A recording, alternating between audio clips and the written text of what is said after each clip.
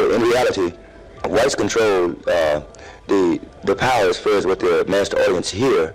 Like they have the 50,000 watt, 100,000 watt radio stations and television. So like if they don't want a blues number played on the radio or television, then like they would say no. He was not a legend, not a stage icon.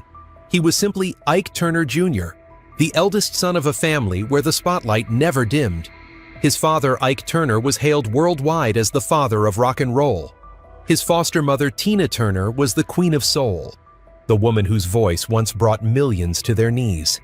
And Ike Turner Jr. spent his entire life running from the enormous shadow of his parents, trying to prove that he was not just someone's son, but a true artist in his own right.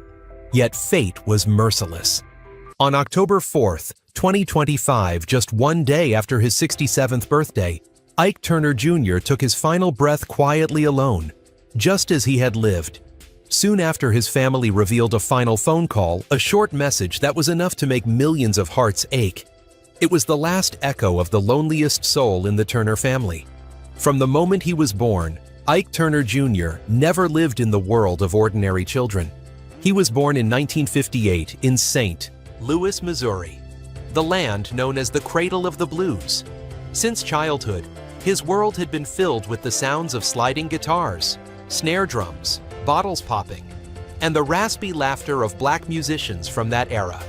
His father, Ike Turner Sr., was a rare genius, a musician, producer, guitarist, and pioneer in the history of American music. In 1951, he wrote Rocket 88, a recording many critics consider the very first rock and roll song in history. Ike Turner Sr. was a genius, born to change the sound of the world, but he could not control himself. He had a terrifyingly violent nature. He was a man obsessed with control, quick-tempered, and addicted to drugs. Among bluesmen, he was respected. But women, especially his wife Lorraine Taylor, Ike Jr.'s mother, lived in fear. Lorraine was gentle, quiet, and kind, a woman who never belonged in the chaotic world of show business. On nights when Ike Sr. came home from a show, drunk reeking of smoke, the door would slam, glass would shatter, and shouting would fill the air. Little Ike Jr., only 4 years old, would hide under the table covering his ears to block out the sound of his mother's crying. After enduring years of physical and emotional pain, Lorraine finally left when he was not yet 5, abandoning her son in a house filled with music and anger. "I don't remember the day she left," he once said. "I just remember the sound of the door slamming. After that, there was only the sound of my father's guitar. But then a woman named Anna Mae Bullock walked in, and everything changed. Fate brought Anna to meet the legend Ike Turner Sr. in 1956 when she was just 16. That day, she followed her sister to the Club Manhattan in East St. Louis, where Ike's band, the Kings of Rhythm, was performing. During a break, Tina picked up the microphone and sang. Her voice was raw, powerful, untamed. Ike Turner Sr. froze as he listened. He knew instantly he had found the missing piece to his musical dream. A year later, in 1957, Tina officially joined Ike's band. She was 17, while Ike was already a famous musician and producer, known as much for his talent as for his unpredictable temper. Tina once had a brief romance with Raymond Hill, the saxophonist of the Kings of Rhythm.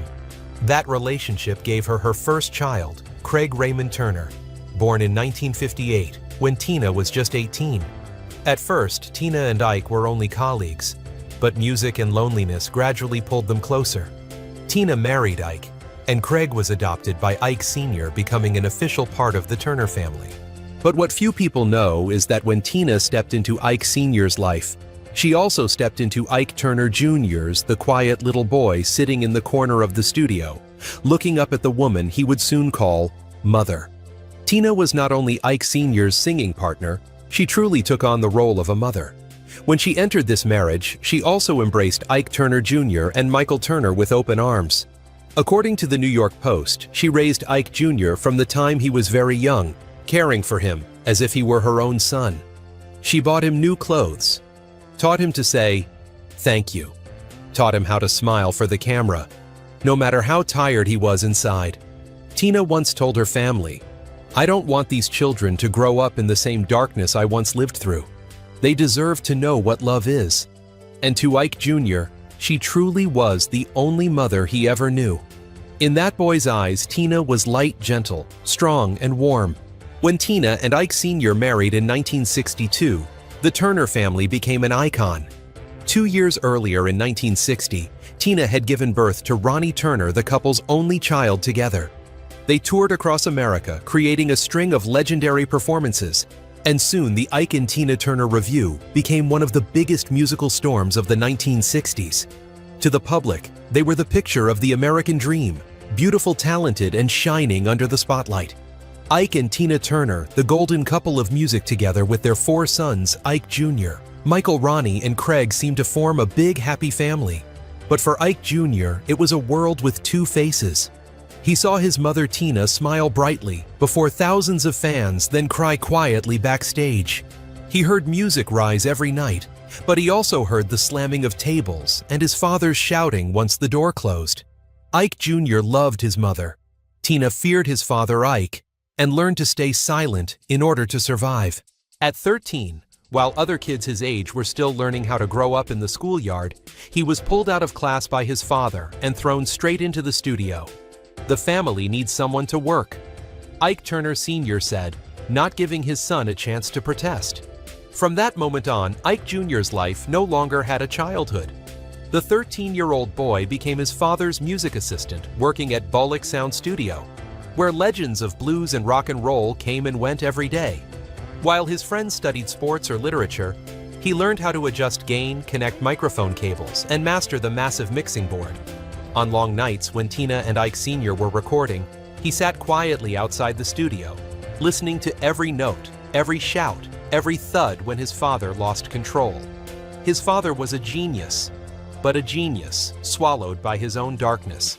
At 13, Ike Jr. had already learned how to survive in that heavy air, never cry, never argue, and never show weakness. In the years that followed, his life revolved around endless tours. The Turner family traveled across America one day and Memphis the next, in Chicago, a few days later in Los Angeles. The tour bus was home, hotels were school, and the stage was the only place where his parents existed. When Ike Sr. and Tina stepped under the spotlight, thousands screamed their names. But behind the curtain, a boy was coiling guitar cables, wiping microphones, and watching his foster mother smile on stage. He became part of the Turner empire not by choice, but because fate had written it that way. I grew up between 2 worlds, he once said, one filled with singing and one filled with screaming. After a decade of abuse, Tina decided to leave Ike Sr. in 1976. Ike Jr. was kept behind. His father wouldn't let him go. "He's got Turner blood," he stays, Ike Sr. said coldly. The boy was 17, watching his foster mother walk away in tears, taking with her the little faith and peace that remained. From then on, mother and son lived in 2 separate worlds, one reborn under the spotlight, the other growing quietly in the dark. Ike Turner Jr., The Silent Journey of Music. The Turner family's Bullock Sound Studio, a fortress of sound in the 1970s, became Ike Jr.'s only school. Within just a few years, people realized he had the same golden ears as his father, able to catch the smallest flaw in a recording to recognize distortion with just a frown. By the age of 15, Ike Jr. had become part of the Kings of Rhythm Band, playing backup drums and handling technical duties. Many times he had to take charge of the band himself, when Ike Sr. disappeared mid-show in a drunken haze. In the 1980s, when the Turner empire collapsed after his parents' infamous divorce, Ike Jr. stayed loyal to the craft. He moved from performing to professional sound engineering, working with various artists in the soul and blues scene. He didn't appear on stage, he wasn't celebrated by the media, but no song ever sounded perfect without his touch. He once told Entertainment Weekly, "No one remembers the sound engineer, but if we get it wrong, the whole show falls apart." Among blues musicians, they used to say Ike Jr.'s ears can catch mistakes, even machines can't. The turning point came in 2007 when he helped produce Risin' with the Blues, his father's final album before passing away. The album won the Grammy Award for Best Traditional Blues Album, marking the last time father and son would appear together on a music project. It was a victory filled with irony. The son, who had been deeply hurt by his domineering father, was now helping him achieve his final glory. When asked how he felt, Ike Jr. simply said, "I didn't do it for my father. I did it for the music." That single sentence captured his entire life, a reconciliation not through words, but through sound. But behind that, Grammy stood a man who always felt forgotten by his own bloodline. While his father was hailed as the father of rock and roll, and his foster mother as the Queen of Soul, Ike Jr. was just a small name printed in the album's thank you notes. He couldn't hide his insecurity, torn between love and the exhaustion of carrying the Turner name. At Bolic Sound, he was often the first to arrive and the last to leave.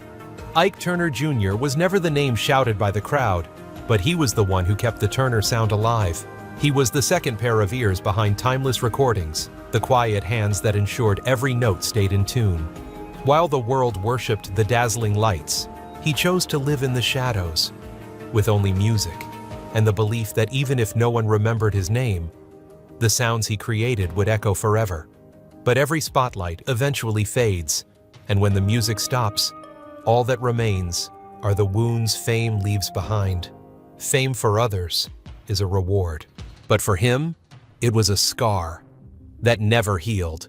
The tragedies in the life of Ike Turner Jr., the son, standing behind his father's funeral.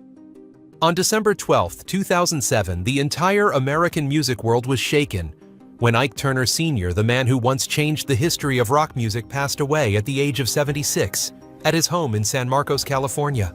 The funeral was held with great solemnity, attended by many major artists and record label representatives. The press crowded the hall, cameras flashing everywhere. Everyone wanted to hear from his son, the heir, the man who had stood beside his father in the studio. But Ike Turner Jr. said nothing. He arrived early, dressed in a black suit, and sat quietly in the third row. No speech, no interviews, no tears in front of the cameras. When a reporter approached and asked, "Would you like to share a few words about your father?" he simply replied, "I've already told him what needed to be said. There's nothing more." That single sentence silenced the room. Everyone understood that between this father and son lay a complicated history, one of love, anger, pain, and a late forgiveness. For Ike Jr., his father's death was the end of an era, but also the beginning of an emptiness he would never be able to fill. After his father's passing, Ike Jr. returned to Los Angeles and continued his work behind the scenes, mixing, producing, teaching sound engineering. But the world had changed. A new generation no longer cared for blues or classic rock. Electronic music, hip-hop, and modern R&B now ruled the stage. Still, Ike Jr. held on to hope that one day he could reconnect with Tina Turner, the foster mother he had once loved and idolized. But by then, Tina had left America, settling in Switzerland and living a quiet life with her new husband, music producer Erwin Bach. She no longer wanted to be tied to the past, and certainly not to the Turner name. Ike Jr. understood. In an interview, he once said, "I'm not angry at her. I'm just sad she forgot that I'm still here." After 2007, he and Tina never saw each other again. His calls went unanswered. His messages received no reply. And then in 2018, tragedy struck once more: the deaths of his two brothers. On July 3, 2018, the media reported that Craig Raymond Turner, Tina Turner's biological son, had ended his life with a gun at his home in Studio City, California. He was 59 years old. When Ike Jr. heard the news, he collapsed in his chair. Craig had been his closest friend, the only one who understood what he called the loneliness of being a Turner. They had grown up in the same house, hiding under the stairs whenever their father lost his temper, sharing meals when their mother was away on tour. Craig was the one who once told him, "One day we'll have our own lives, no more yelling, just music." But that day never came. Ike Jr. sent Tina a single message: "I'm here, Mom. I understand your pain." The message was sent at 11:23 p.m. It was never answered. By then, Tina was living halfway across the world near Lake Zurich, her life in America long closed behind her. Then in 2022, tragedy struck again, this time like a final blow. Ronnie Turner, Ike Jr.'s younger brother, the only child born to both Ike Sr. and Tina, passed away from colon cancer. If Craig was the memory of childhood, Ronnie was the last thread that tied Ike Jr. to his family. The two brothers were no longer as close as before, But they still kept in touch, talking about health, about music, and sometimes just sitting in silence together. Ronnie was the only one who could understand me without words, Ike Jr. once confessed. When Ronnie died, he nearly broke down completely. Father, mother, brother, all gone before me. Only Ike remains the last of the Turners. After Ronnie's death in 2022, Ike Turner Jr. withdrew almost entirely from the world.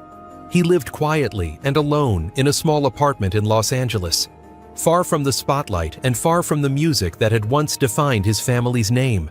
For Ike Jr., the world had become empty. But fate wasn't finished with him yet. Tina Turner's death. Tina Turner, the global music icon and queen of rock and roll, passed away on May 24, 2023 at her home in Küsnacht, Switzerland, after a long battle with kidney disease and colon cancer. She was 83 years old. The official announcement was posted on her Instagram page at 7 p.m. European time.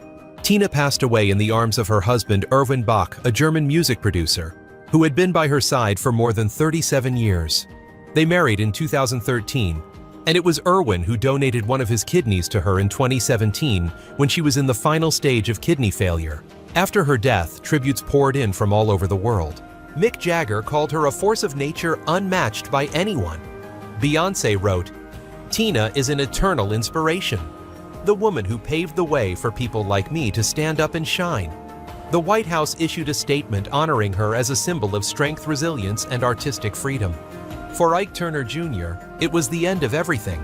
When he heard that his foster mother had passed away, Ike Turner Jr. reportedly broke down completely. He had become the last surviving member of the Turner dynasty, a musical empire that once made the world bow its head, now echoing only through a few old recordings. Relatives said he didn't speak for days. He just sat alone replaying River Deep, Mountain High, the legendary hit his parents had recorded together in 1966. From that moment, Ike Turner Jr.'s life entered its final chapter: scandal and downfall. The last fall of a Turner addiction, legal troubles, and the glow of fame falling into darkness. In the years after the deaths of his brother Ronnie and his foster mother Tina, Ike Turner Jr. had no family left to go home to. Those who knew him said he began using painkillers, then slowly became addicted to cocaine and methamphetamine, the only sedatives that could quiet the music and the memories of his past. By December 2023, the name Ike Turner Jr. returned to the headlines, but not in the music section. According to police records in Texas, he was arrested in Houston for possession of cocaine methamphetamine and for covering his license plate to avoid a traffic stop. When officers signaled him to pull over, Ike Jr. reportedly tried to hide a small bag in the glove compartment, which led to an additional charge of tampering with evidence and obstruction of investigation. The report from the Harris County Sheriff's Office described him as disoriented, with bloodshot eyes, a trembling voice, and signs of a nervous breakdown. An officer told the Houston Chronicle he didn't resist. He didn't say a word. He just stared at the floor, his hands shaking. He didn't look like a criminal, more like a man who had completely lost faith. When the photo of Ike Jr. in handcuffs, head down, and the patrol lights reflecting off his gaunt face spread across social media, the press called it the painful fall of the Turner bloodline. Many newspapers compared the case to the troubled past of his legendary father. Ike Turner Sr., the father of rock and roll, had also been arrested multiple times for drug possession during the 1980s, before dying in 2007 from a cocaine overdose. The resemblance was chilling, as if the Turner family's history were repeating itself, tragedy passing from father to son, addiction becoming an inescapable curse. A former member of the Kings of Rhythm told Billboard Ike Sr. taught that boy everything: the music and the habit of running from pain with drugs. The bitter truth is he took the same way out. After 3 days in custody, Ike Jr. was released on bail for $45,000. But when he walked out of the detention center, he was no longer himself. His health was failing his mind. Unstable, his movements slow. Witnesses said his hands trembled as he signed papers at the station saying nothing. When a reporter asked, "Do you have anything to say to the public?" he simply replied, "Nothing to say. I'm just tired." That incident destroyed what little reputation he had left. Small recording projects were canceled, partners cut ties, and friends in the industry quietly distanced themselves. No one wanted to be associated with the addicted son of the Turner family. By the end of 2023, he had almost disappeared from public life. No more visits to his favorite bar, no church, no concerts. He cut off contact with nearly everyone, keeping only a few old phone numbers, people who had once worked with him on his father's recordings. Relatives said that whenever they called, they only heard his hoarse voice saying, "I'm fine, I'm just resting a little." But it wasn't rest. It was a slow, silent collapse. Nights filled with pills, loneliness, and the echo of his mother's voice that was all he had left. That year, someone wrote on Twitter, "Now X, if Ike Sr. died of cocaine, then Ike Jr. is dying of memories." The post went viral, and tragically, every word of it was true. Depression, illness, and utter loneliness. After his arrest in 2023, Ike Turner Jr. completely disappeared. He withdrew into a small apartment in Los Angeles, the same place that had once served as temporary housing for musicians from Bollock Sound years ago. According to local hospital records, he began treatment for chronic kidney failure in early 2024, requiring dialysis 3 times a week. His body grew weaker, his face became gaunt, and his eyes sank deep from endless sleepless nights. Doctors diagnosed him with severe depression and signs of cardiovascular complications, the result of years of stress, painkiller addiction, and social isolation. A nurse who once treated him recalled that during every dialysis session, he always wore headphones. "If I turn the music off, I can hear the drums inside my head," he said. The words sent chills through everyone who heard them, as if he had been haunted all his life by the very sound that once defined the pride of the Turner family. He was so lonely that music was the only thing left to talk to, a relative told People. Ike said that whenever he played his mother's songs, he felt like he still had a family. Ike Jr. had no one left, no wife, no children, no family. There was a time when he lived with a woman named Linda Matthews, a black soul singer in Los Angeles, who once called him the gentlest yet saddest man she had ever known. They lived together for about 3 years in the late 1990s, but eventually separated because of the growing silence between them.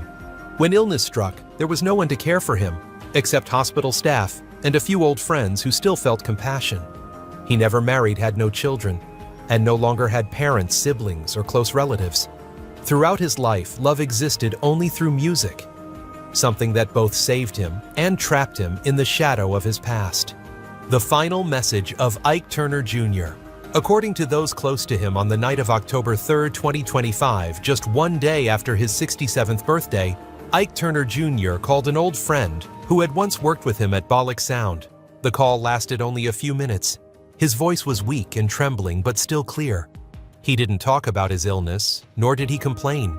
He only said that he was listening to music.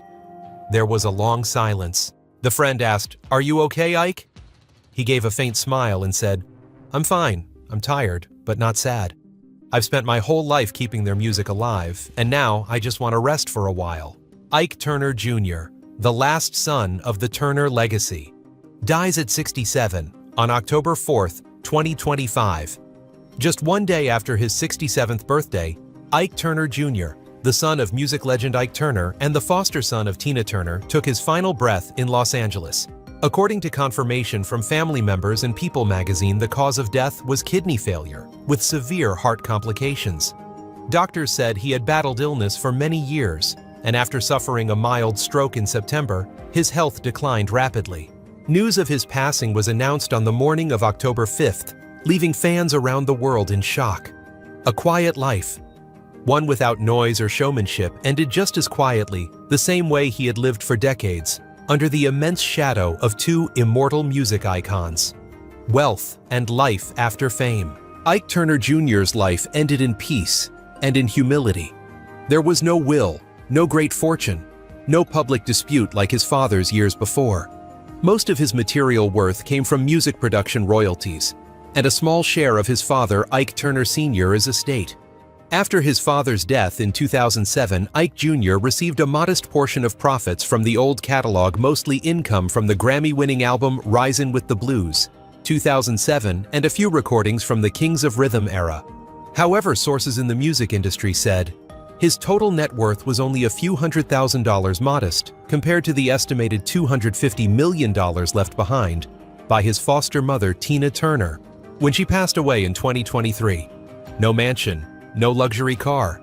He lived in a small rented apartment in Los Angeles, its walls covered with photos of his parents and shelves full of old cassette tapes. One neighbor recalled, he didn't own anything of value except stacks of records, a few pages of handwritten notes, and a guitar with worn strings.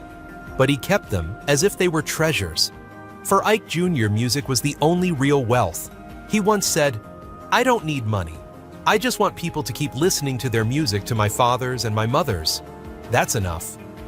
Although he grew up surrounded by show business, Ike Jr. lived a quiet and modest life. He was frugal, private, and never sought attention. Most of his monthly income went to hospital bills, medication, and dialysis expenses.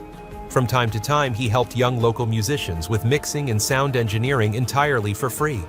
A friend once said, he could stay up all night just to teach someone how to choose the right drum sound. He told me, "Don't be afraid of silence. Real music is born from silence." The contrast within the Turner family was heartbreaking. Ike Turner Sr., the creator of Rocket 88 and the father of rock and roll, died in 2007 with an estate worth about $500,000 after years of legal troubles.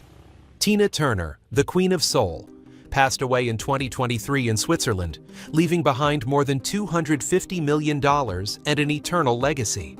And Ike Turner Jr., the son caught between two legends, left this world in a small rented apartment with nothing but a few mixes, a few old guitars, and a heart that had lived entirely for music. In the history of music, there are those who are born to shine, and there are those who are born to keep the light from going out. Ike Turner Jr. belonged to the latter, the quiet ones who stand behind the stage, holding up a legacy without ever being named. His life is proof that glory and loneliness can be separated by a single breath, and that the price of carrying the Turner name was not just fame, but the weight of a legacy too great, too loud to bear. Perhaps that is why his life felt like a blues song, slow, sad, and filled with notes that never quite found release. If you have ever loved the music of Ike and Tina Turner, join us in sending a final farewell to the last member of their family, so that the Turner legacy will never fade. All data, analysis, and commentary in this video are presented based on information available at the time of production. The content is subject to change over time and should not be considered a definitive forecast. There is still so much more to explore: stories of resilience, legacy, and truth. Feel free to dive into some of our top recommended videos now appearing on your screen.